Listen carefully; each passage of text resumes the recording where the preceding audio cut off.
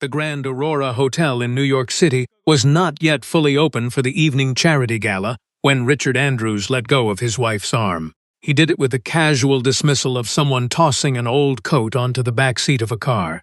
The flashing lights of eager photographers were only a few feet away. Crystal flutes of expensive champagne floated by on silver trays carried by. Waiters and the Andrews family name shone brightly on the sponsor wall. Madeline felt the sudden absence of his touch first, followed swiftly by the crushing weight of the elite society's collective stares. Richard quickly adjusted the cuff of his pitch-black tuxedo, leaned his face toward hers, and whispered so quietly his lips barely moved, telling her to enter later because he did not want any confusion tonight. Madeline blinked slowly, the sharp sting of his words settling deep into her chest. She asked in a remarkably steady voice if her mere existence beside him was considered a confusion. Richard sighed with heavy impatience, warning her not to make a dramatic scene in front of the financial press. Before she could form a reply, a sickly sweet laugh sliced through the crisp New York air. Chloe appeared, draped in a shimmering gold gown, casually touching Richard's shoulder and murmuring that everyone was waiting for them. Madeline looked at Chloe's perfectly manicured fingers resting on the man who was still legally her husband, asking with an aching calmness exactly who everyone was. Chloe offered a triumphant, condescending smile, stating that it was the people who actually mattered. Richard did not correct Chloe, and that specific, cowardly silence felt exponentially worse than any shouted insult. Madeline stared at the man with whom she had shared 7 long years, 3 stressful apartment moves across Manhattan, 2 severe family crises, and countless early mornings where he returned, exhausted from Wall Street, only to find hot coffee waiting on the kitchen counter. He was the one who cowardly looked away first, pleading with her to understand that the company's image was currently too sensitive. He claimed Chloe needed to accompany him because she knew the investors, knew how to navigate the room, and knew exactly how to mingle perfectly. Madeline felt her throat tighten, but her voice remained crystal clear as she asked what that made her, perhaps just a pathetic mistake in the evening's decoration. Chloe feigned dramatic shock, placing a delicate hand over her chest and commenting on Madeline's supposed aggression, reminding Richard that she had explicitly warned him his wife would not take this well. Richard's jaw tightened as he snapped that it was enough, ordering Madeline to use a completely different entrance, sit wherever she pleased, and absolutely not seek him out for the remainder of the evening. Madeline took a deliberate step back, realizing out loud that he was effectively asking her to disappear from her own life. He replied without a single ounce of hesitation that it was only for a few hours. In that exact moment, a photographer's camera snapped entirely too close, immortalizing the tragic image of the isolated wife, while the powerful husband proudly offered his arm to his glamorous mistress. Richard's gesture was small, impeccably elegant, and profoundly cruel as he turned his body to allow Chloe to slip her arm through his. They walked past the arriving guests emerging from sleek Blacktown cars, completely ignoring the discreet security details and the whispering women hiding behind fine crystal glasses. A prominent real estate developer who had known Madeline since her very first charity dinner suddenly turned his face away, acting as though she were completely invisible. In high society New York, the elite certainly knew how to be exquisitely polite while burying someone alive. Madeline clearly heard Chloe project her voice just enough to inflict maximum pain without sounding unrefined, stating that a wife who cannot keep up the fast pace only slows down a brilliant man like Richard. Richard offered a half smile, driven not by genuine happiness but by pathetic social cowardice, as he prepared to walk the deep blue carpet of the grand event. Madeline looked at him one final time, calling his name and telling him that there was still time to reconsider this terrible choice. Chloe's grip on his arm tightened visibly. Richard glanced over his shoulder and coldly instructed Madeline to simply accept her place, before stepping into the blinding barrage of camera flashes with the other woman. Madeline stood completely frozen for several long seconds, utterly surrounded by the cold brilliance of the opulent lobby, the overwhelmingly expensive perfumes of passing heiresses, the sharp clicking of designer heels against polished marble, and the low, constant hum of the city just beyond the heavy glass doors. She absolutely refused to cry, knowing perfectly well that shedding tears would only give Richard a highly convenient narrative to spin later to his friends, the overly emotional wife, the hysterical abandoned woman who simply lost control. Instead, she opened her small silver clutch, retrieved her mobile phone, and read a secure message that had arrived exactly 12 minutes prior. The message stated that the sender was in the private elevator, advising her not to enter just yet, because the final decision had to be entirely hers. The sender was identified only by the initials A.V. Madeleine closed her eyes for a fleeting moment, gathering up all the silent years she had spent desperately protecting a marriage that clearly no longer protected her, before typing a single sentence, confirming she had finally made her decision.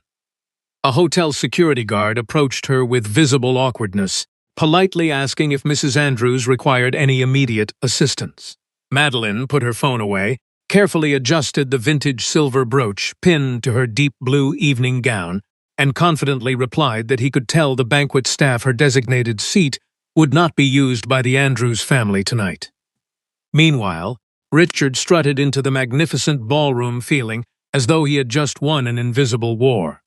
The event was packed with legacy heirs, aggressive financial journalists, and powerful fund directors who controlled more destinies than the mayor of New York.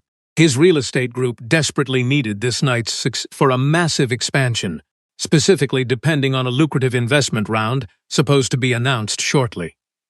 Chloe, gripping his arm like a property deed, whispered that he had done the right thing. Richard grabbed a flute of champagne, downing half of it in one gulp, and muttered that his wife did not need to understand their complex world. She just needed to stop getting in his way. Chloe tilted her head with immense satisfaction, purring that after tonight, absolutely no one would treat Madeleine as his equal, and they would all finally look at her instead. Richard did not offer a verbal response. A strange, heavy discomfort shifted deep within his chest, perhaps a tiny flicker of genuine guilt, or more likely just a lingering fear that Madeleine might still cause an embarrassing public scene. However, when he scanned the grand entrance of the ballroom and failed to spot her among the arriving crowds, he foolishly misinterpreted her profound silence as absolute, defeated surrender. The very first crack in his arrogant confidence appeared when the head maitre gracefully approached the main table. The maitre d' softly requested with rehearsed politeness that Richard wait, explaining that there had been a slight alteration in the seating arrangement for the Vance table. Richard frowned deeply and sharply protested that he was supposed to be seated directly with Arthur Vance, exactly as previously arranged for weeks. Maintaining a flawless professional smile, the staff member clarified that Mr. Vance had personally confirmed his exclusive guest list just a few minutes ago.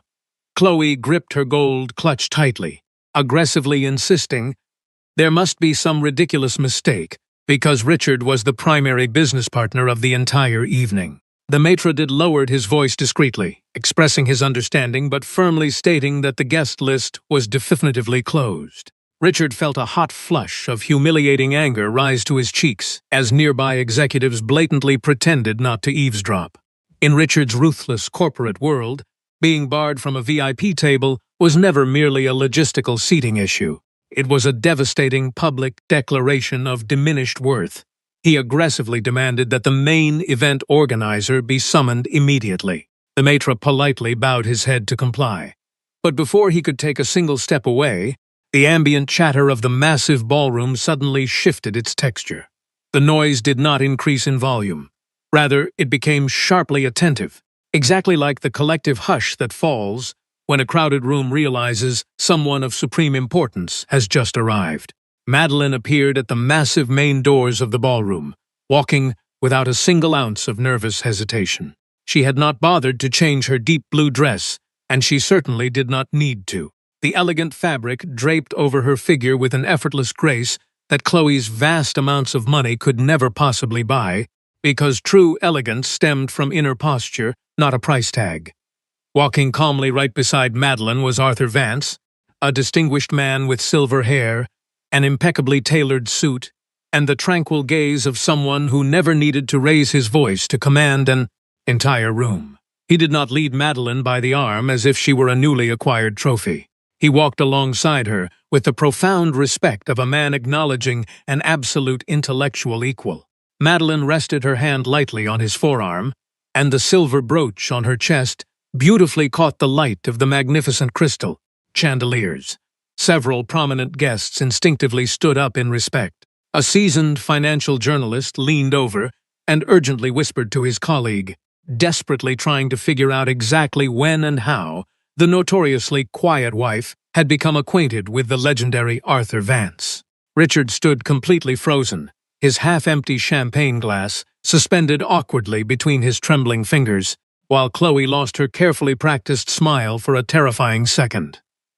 Arthur smoothly navigated the crowded room, greeting only a select few individuals and measuring every single gesture with calculated precision. When they finally reached the vicinity of the main table, Arthur looked directly at Madeline and politely asked if the doctor preferred to take her seat immediately or resolve the unfortunate misunderstanding first.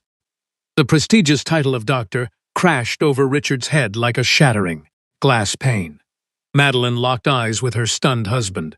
For the very first time that entire evening, the arrogant real estate mogul looked completely lost, utterly unsure of what facial expression he was supposed to maintain in front of his powerful peers. Chloe recovered with terrifying speed, letting out a short artificial laugh and declaring what a wonderfully pleasant surprise it was to discover Madeline had such an intimate friendship with Mr. Vance. The toxic venom in her tone was incredibly fine, meticulously wrapped in deceptive silk. Arthur did not even bother to glance in her general direction. Richard, however, aggressively took a step forward, demanding to know exactly what was going on. Madeline tilted her head gracefully, explaining that she was simply making an entrance through the main doors, pointing out that he was the one who had explicitly ordered her to find another path. Richard noticed several highly important faces turning toward their escalating confrontation, and he hissed at her not to turn the prestigious evening into a public spectacle. Madeline responded in a low tone, yet every single, carefully articulated word seemed to magically reach the surrounding tables. She calmly stated that she had not caused a spectacle when he abandoned her in the hotel lobby like garbage, noting that she had simply accepted the place he assigned her, which was completely outside of his table. Richard swallowed hard, desperately demanding to know why she was currently standing at Arthur Vance's exclusive table. Arthur finally spoke, his voice remarkably serene, declaring that she was there simply because tonight the table actually belonged to her. Chloe's face turned visibly pale beneath her heavy golden makeup. Richard desperately stared at the wealthy investor, arguing with forced respect that the situation made absolutely zero logical sense. Madeline then offered a smile completely devoid of joy, reminding Richard that he had dumped her at the entrance of the grand party and casually challenged him to try sitting at her table now without her explicit permission. The resulting silence was incredibly absolute, causing even the bustling waiters to momentarily freeze in their tracks. Richard opened his mouth, closed it again, and then let out a hollow laugh, desperately trying to reclaim the authority that was rapidly slipping through his fingers. He accused Madeline of using a mere acquaintance to provoke him. Arthur raised a silver eyebrow, asking with polite but razor-sharp precision if Richard truly believed they were merely acquaintances. Chloe attempted a desperate intervention, falsely explaining to Mr. Vance that Richard was under an enormous amount of corporate pressure and claiming that Madeline had been emotionally unstable ever since they discussed an impending separation. Madeline locked her blazing gaze onto Chloe, and for the very first time that night, her eyes revealed something far more dangerous than mere calmness. She repeated the word disgust with dripping irony. Chloe maintained her rigid smile, condescendingly begging Madeline not to make things more difficult, preaching that there are places people occupy out of love and places they must vacate out of dignity. Madeline swiftly agreed with the sentiment, noting that this was exactly why Chloe should have stayed at her own home tonight. A loud wave of excited murmurs immediately rippled across the opulent ballroom. Richard forcefully grabbed Chloe's arm, not out of any chivalrous desire to protect her, but simply to physically stop her from speaking another word, finally understanding that a powerful current was dragging him under the surface. Arthur discreetly pulled out a luxurious velvet chair for Madeline, but she intentionally remained standing. That tiny, deliberate refusal wounded Richard more deeply than any spoken insult, as she was actively rejecting comfort until she finished the necessary execution. Madeline spoke again, her voice completely stripped of any apparent rage, reminding Richard that for 7 years she had listened to him preach that their marriage was a true partnership. She reminded him of the 3 sleepless nights she spent reorganizing complex financial reports that he never even bothered to read, when his very first business expansion nearly collapsed.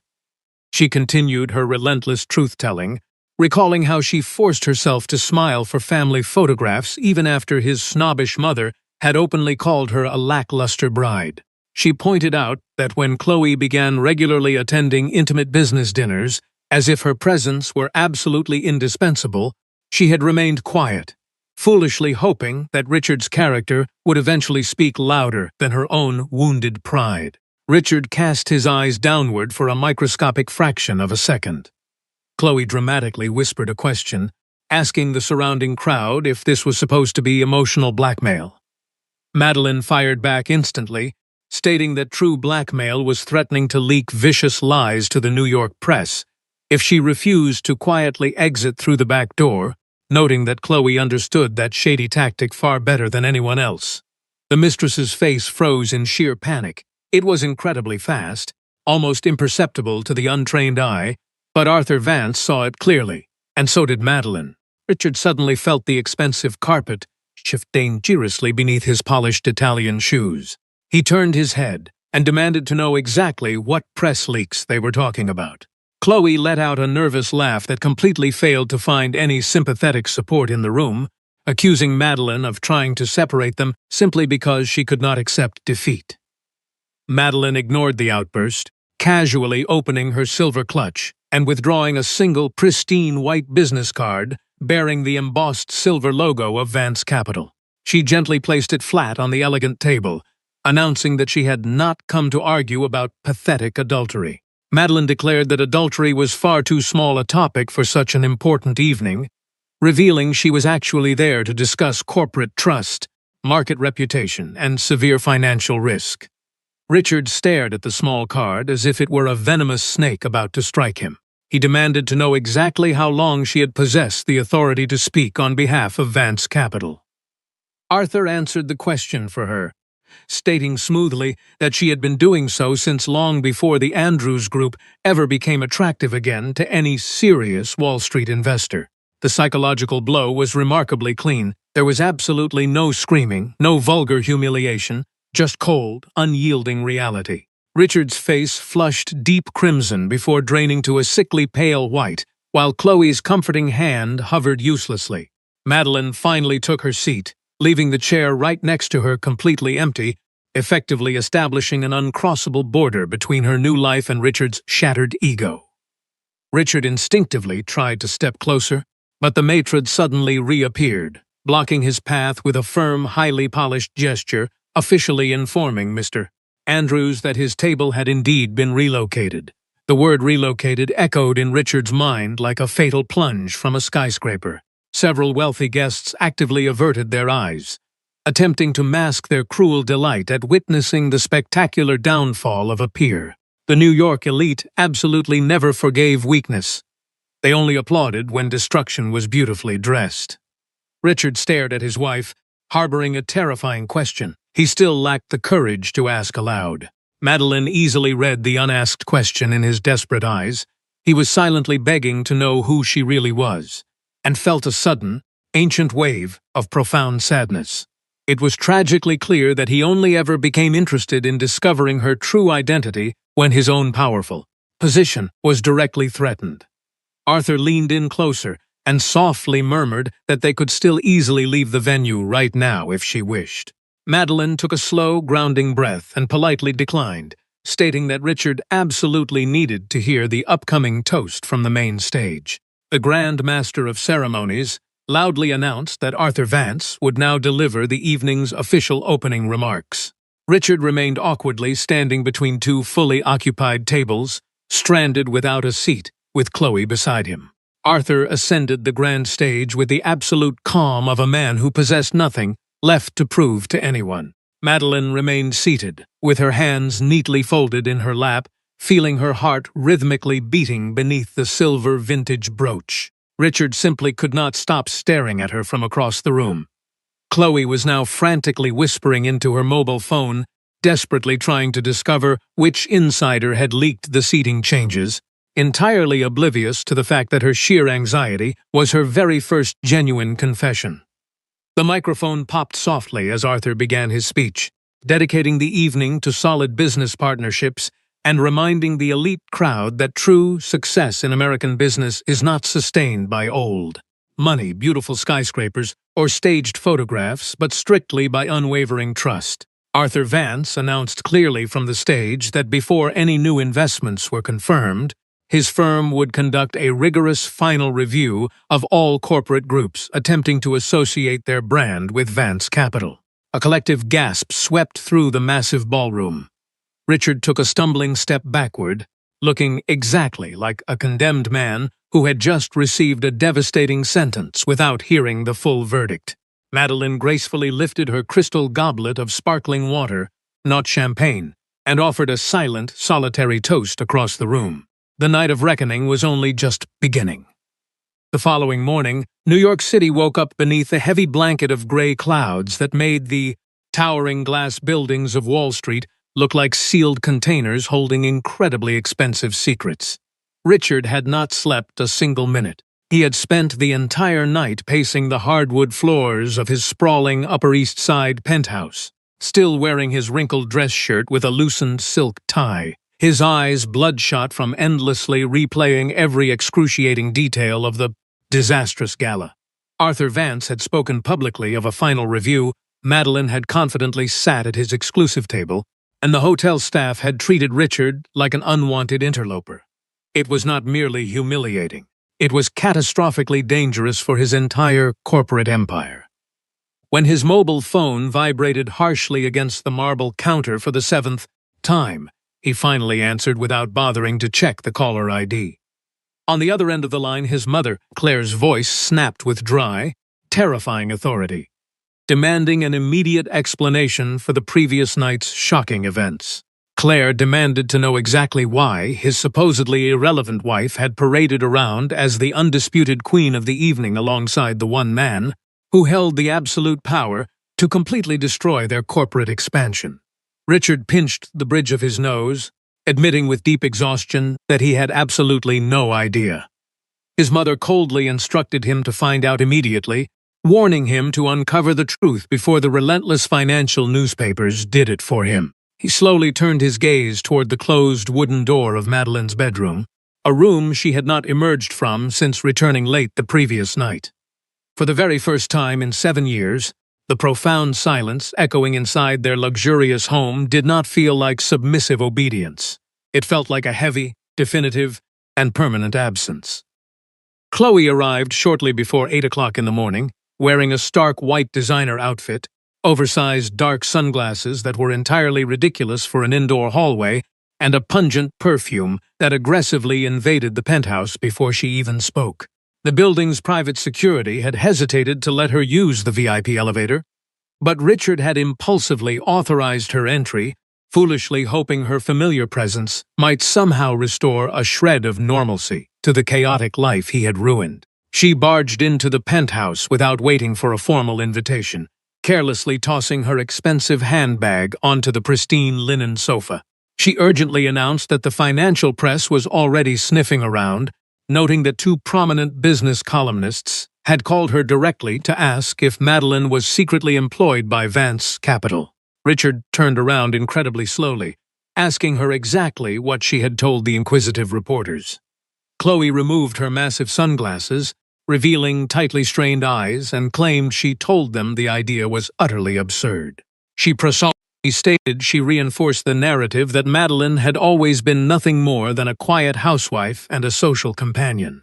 Richard felt a sudden, sharp pang of intense discomfort in his chest, quietly correcting her by stating that Madeline had never actually been just a housewife.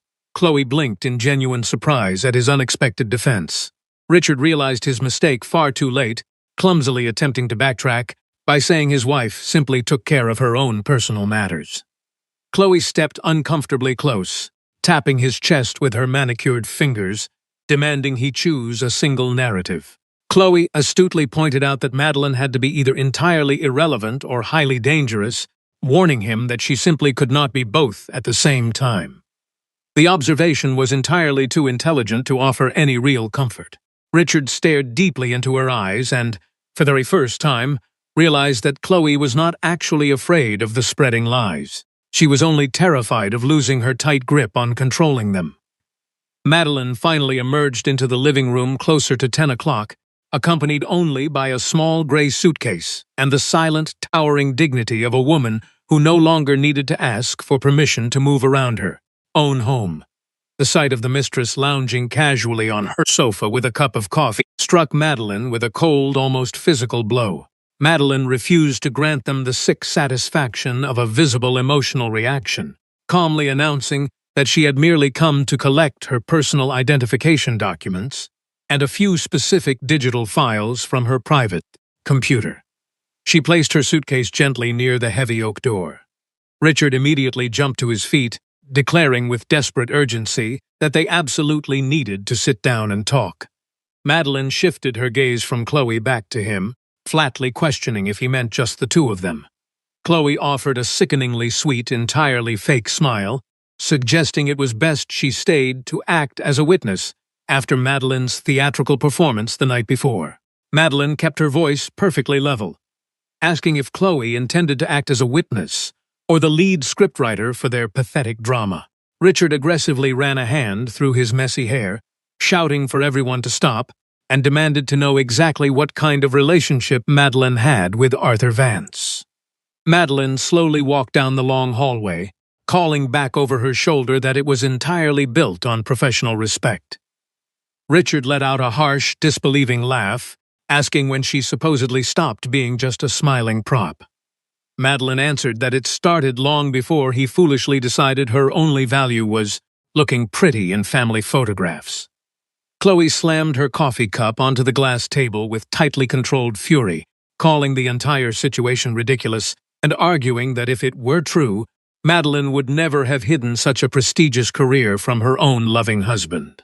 Madeline simply stated that her husband never bothered to ask who she was when the cameras were off. Madeline's private office was located at the very end of the hallway, a small room Richard rarely entered because he arrogantly considered it far too insignificant for any matters of real importance. Inside, there was a simple light oak desk, thick volumes on economic strategy, anonymously bound risk reports, and an old framed photograph of Madeline with her late father in Montauk, taken right before his sudden illness devoured the boutique consulting firm she had fought to keep alive. The moment she pushed the heavy door open, Madeline instantly recognized that something was terribly wrong. The bottom drawer of her filing cabinet was slightly ajar. A blue folder that strictly belonged inside was resting carelessly on the desk, and her silver laptop had been visibly pushed a few inches to the left.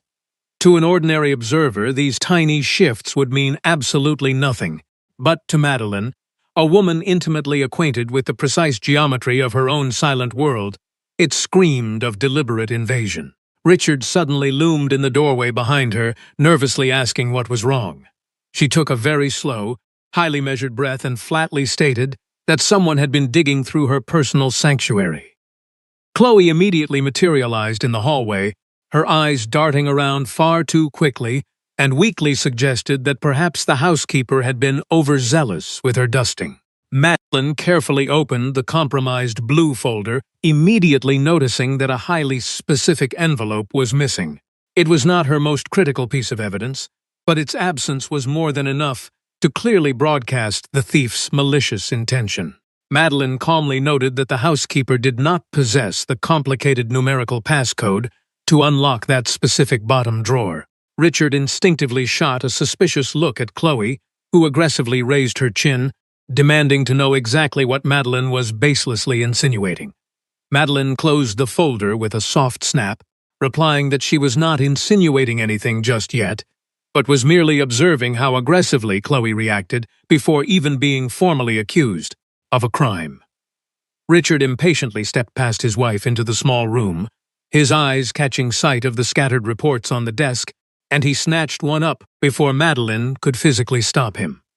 The pages were filled with complex risk projections, detailed real estate asset valuations, and corporate reputation metrics that looked dangerously similar to his own company's internal data. A toxic mixture of raw fear, the crushing humiliation from the previous night, and the echoing demands of his mother's phone call instantly fused together in Richard's mind, creating a wildly inaccurate conclusion. He aggressively waved the document, furiously accusing Madeline of actively collecting confidential corporate intelligence from the Andrews Group to secretly hand over to Vance Capital. The heavy accusation dropped like an anvil, and for a fleeting second, Madeline looked physically smaller, not weak, but profoundly wounded by his absolute lack of faith. She asked in a near whisper if he genuinely believed she was capable of such profound betrayal. Richard furiously tapped the paper, shouting that he was looking right at the undeniable proof. Madeline let out a hollow laugh, pointing out that he was only seeing paper, interpreting everything else to fit his highly convenient victim narrative. Chloe sauntered into the small office with agonizingly slow, calculated steps, placing a comforting hand on Richard's arm and warning him to be incredibly careful, because the files could represent a massive corporate espionage leak. Madeline stared directly into the mistress's eyes, noting aloud that Chloe seemed remarkably eager to officially name a crime. Richard spun back to his wife, threatening that if any of those files left the apartment, he would forcefully prosecute her for corporate treason. Madeline stepped forward and firmly yanked the report right out of his hands, fiercely reminding him that he had already treated their sacred marriage vows as entirely disposable, and ordered him not to pretend he suddenly knew how to fiercely protect anything of real value. Richard's face hardened into a mask of pure, unadulterated rage. Madeline calmly opened another drawer, retrieving a small encrypted external hard drive and several highly personal folders, meticulously packing them into her gray suitcase with remarkably precise, unhurried movements. Chloe wandered over to the bookshelf, pretending to examine the titles like a bored tourist in a museum, throwing out a snide comment about how much paperwork there was for someone who always claimed to hate the complex business world. Madeline completely ignored the bait. Richard, however, remained obsessively fixated on the terrifying concept of corporate treason. He demanded to know why she had never told him about her employment with Vance Capital if it was truly legitimate. Madeline zipped her suitcase, reminding him that whenever she tried to share her strategic insights, he condescendingly told her she was entirely too emotionally fragile to comprehend hard-hitting negotiations. Richard briefly seemed to remember those exact conversations, but he almost instantly banished the uncomfortable memory, weakly arguing that it was merely a single, thoughtless phrase, and coldly corrected him, stating it was never just a phrase, but an endless, suffocating pattern of dismissal. Chloe let out an exaggerated sigh, attempting to manipulate Richard by claiming Madeline was viciously trying to blame him for her own massive web of deceit. Madeline grabbed the sturdy handle of her suitcase, paused right next to the mistress, and delivered a devastatingly calm blow. She defined true manipulation as sneaking into another woman's private office, stealing a single envelope from a locked drawer, and eagerly waiting for the husband to discover the remaining planted evidence at the perfectly orchestrated moment. Chloe's heavily bronzed face drained of all color for half a second. Richard finally noticed the slip, but the tragic reality was that his fragile ego still desperately refused to process the implication. Right before Madeline could cross the threshold, Richard's phone erupted with a loud ringtone. The caller ID flashed the name Oliver, the incredibly anxious chief financial officer of the Andrews Group. Richard absent-mindedly answered the call on speakerphone, allowing Oliver's panicked voice to flood the tense office. The CFO frantically reported that a notorious financial gossip portal had just published a blind item suggesting the CEO's wife was seen in a highly intimate embrace with Arthur Vance, implying that romantic favors were actively influencing the massive investment review. Madeline closed her eyes in disgust, while Chloe dramatically gasped in fake horror. Richard stood frozen like a classical statue as Oliver continued reading the devastating headline, warning that the corporate board of directors was demanding a comprehensive public response by the end of the business day. Richard abruptly ended the call without even bothering to say goodbye. The subsequent silence in the room was so incredibly thick that the distant, muffled sirens from the busy New York streets below felt as though they belonged to an entirely different universe. He slowly turned his gaze back to Madeline, his eyes brimming with heavy accusation long before his mouth ever formed the actual words. He aggressively asked if she had secretly spoken to the sleazy journalists. Madeline let out a low, utterly incredulous laugh, marveling at the sheer audacity of his profoundly broken logic. She pointed out the incredible irony that she had just been publicly branded as the deceitful mistress of a man who treated her with more basic human decency than her own husband, yet Richard's very first instinct was to desperately accuse her of orchestrating the smear campaign. Chloe quickly placed a reassuring hand on his forearm, whispering toxic poison into his ear, suggesting Madeline had the perfect motive to seek vicious revenge for her public humiliation at the grand gala.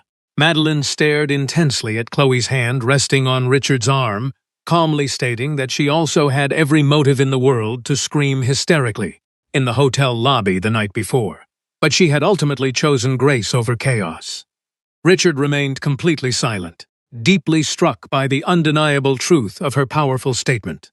As suspicion surrounding the scandal continued to grow, Chloe tried to pressure Madeline into publicly denying any conflict of interest in order to protect the company's reputation and financial stability. Madeline firmly refused to lie for a corporate image that Richard's own actions had damaged. When Richard demanded explanations about her relationship with the investor and questioned her loyalty, Madeline calmly pointed out that nothing she ever did had been enough for him. She admitted she was not enjoying the crisis, but was exhausted after spending 7 years sacrificing herself to protect his image and ambitions. Chloe mocked her, but Madeline responded by exposing Chloe's habit of presenting herself as the solution to problems she had helped create. When Richard attempted to stop her from leaving and insisted on reviewing her files, she simply refused, making it clear that his control over her life was finally over. As Madeline prepared to leave the penthouse for good, Richard briefly reached for her suitcase, only to realize how far he had fallen and how much damage he had caused. Seeing himself through her eyes, he finally recognized the reality of a husband trying to control a woman he had repeatedly failed and distrusted. Madeline walked away without looking back, understanding that healing meant never shrinking herself to fit someone else's broken expectations. As the elevator carried her toward the streets of New York, she reflected on a lesson many people learned too late. True love should never require the sacrifice of one's identity, dignity, or dreams. A relationship that demands constant self-erasure becomes a prison rather than a refuge, and reclaiming one's voice is not selfishness, but a courageous return to the person one was always meant to be.